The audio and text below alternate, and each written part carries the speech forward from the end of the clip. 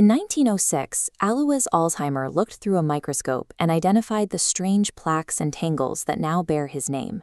For the next century, and particularly over the last 40 years, the field of neuroscience has been locked in a bitter debate over which of those two substances, amyloid or tau, is the true primary cause of the disease. The dominant framework to emerge from that debate is a strict vertical cascade. It posits that amyloid beta overproduction triggers tau hyperphosphorylation, which kills the neuron. But when a chronological timeline sweeps across the data, the cascade fractures. Neuropathologists routinely find pre-tangle tau in the brainstems of individuals in their 20s and 30s, decades before amyloid plaque appears. And cerebrospinal fluid levels of amyloid begin to drop up to 20 years before a patient reports their first memory failure. The disease occupies half a century. Trying to describe a biological process by naming the first bullet's caliber misses the reality of the phenomenon. The error was organizing the disease by molecules rather than by time. We can replace that cascade with a chronological framework, the temporal architecture of collapse. This model tracks Alzheimer's as a 50-year front of structural failure. It moves across the brain in 3 distinct, decade-long phases, connected by 2 highly specified mechanistic transitions, or bridges. In this framework, the identity of the primary pathogenic driver is not fixed. It changes depending on the patient's age, the specific cell type under attack, and its precise anatomical location. What drives the disease in the 3rd decade of life is chemically and structurally distinct from what drives it in the 8th. Understanding this shifting temporal landscape explains why 4 decades of targeted clinical therapies have repeatedly failed to halt cognitive decline. This is a chart mapping the disease's progression across time and anatomy. The pathology begins here, in phase 1, between the 3rd and 5th decades of life, deep in the brainstem within a small nucleus called the locus ceruleus.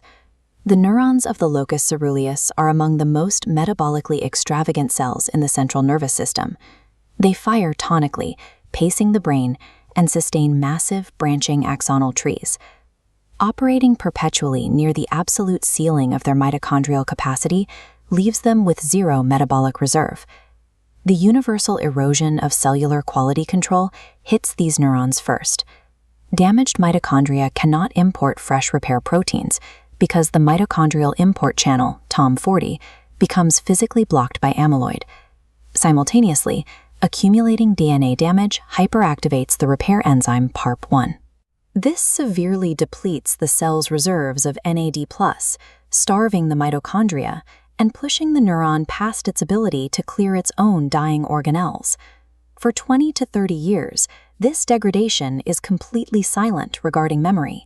The only outward clinical signs are the prodromal disturbances in sleep architecture, mood, and arousal that epidemiology links to later dementia. Phase 1 represents a deeply hidden, purely metabolic failure playing out 50 years before a dementia diagnosis. The question is how a private metabolic failure in 50,000 brainstem cells ignites a widespread pathology in the distant cortex. The locus coeruleus acts as its own vector.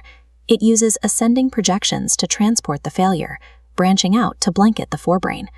This is the first bridge, and it operates along 2 arms. Arm 1 is the withdrawal of a chemical break. Normally, the locus coeruleus bathes the brain in noradrenaline, which tonically suppresses inflammation in the brain's resident immune cells, the microglia. As the locus coeruleus dies, that suppression lifts, particularly in densely innervated regions like the hippocampus. Arm 2 runs parallel. The dying brainstem neurons begin releasing the pre-tangled tau they have accumulated since early adulthood. These misfolded proteins are taken up by the postsynaptic neurons, seeding new pathology, synapse by synapse. The identical axonal projection delivers both the loss of immune regulation and the physical seeds of the pathology. The structure that regulates the forebrain becomes the instrument that poisons it, converting a metabolic brainstem disorder into a limbic immune disease. This double arrival at the hippocampus initiates phase 2, occupying the 6th and 7th decades of life. In a healthy brain, microglia exist in a strict homeostatic state, constantly surveying and pruning tissue with precise restraint.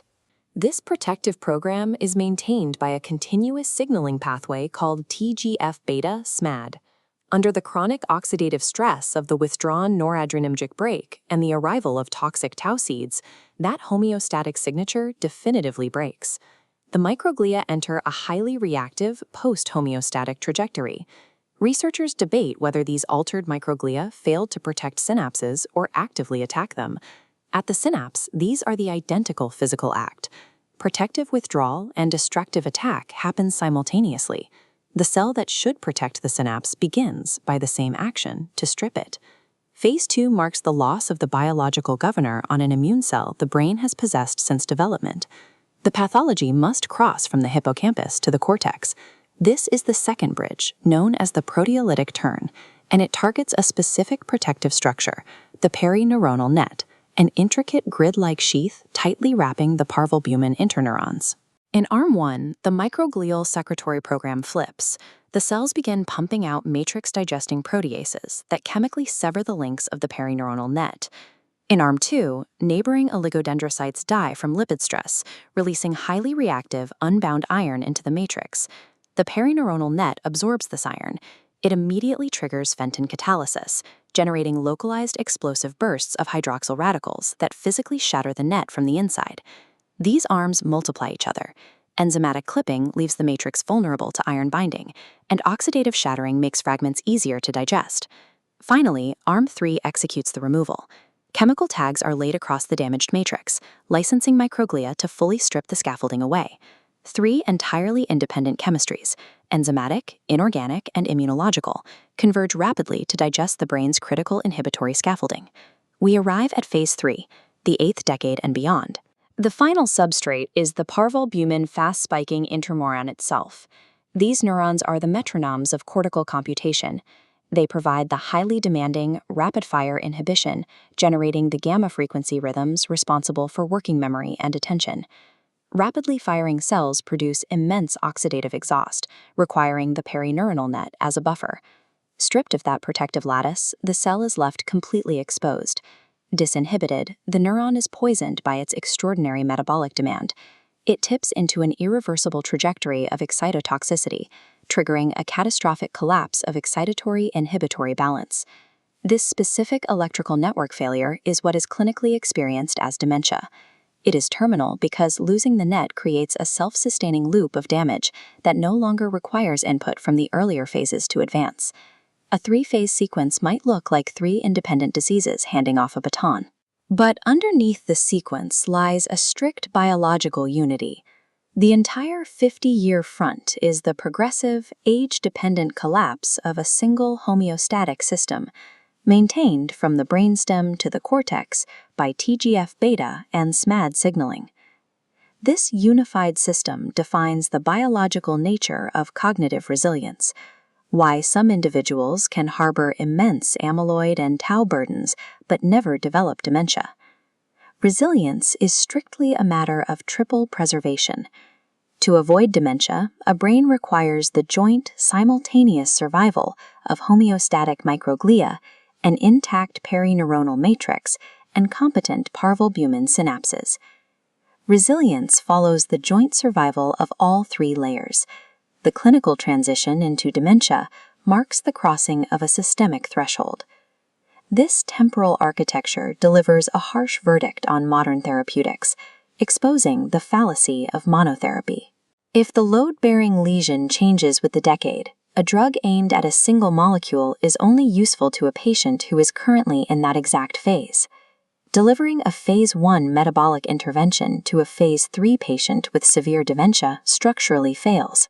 You are attempting to treat a substrate that effectively no longer exists. The constructive corollary is that each phase contains a highly rational therapeutic target, provided the intervention is strictly phase-matched. The decades-long front advancing quietly through the brainstem provides the actual therapeutic opportunity for medicine to meet the disease. The opportunity to interrupt Alzheimer's has always been there.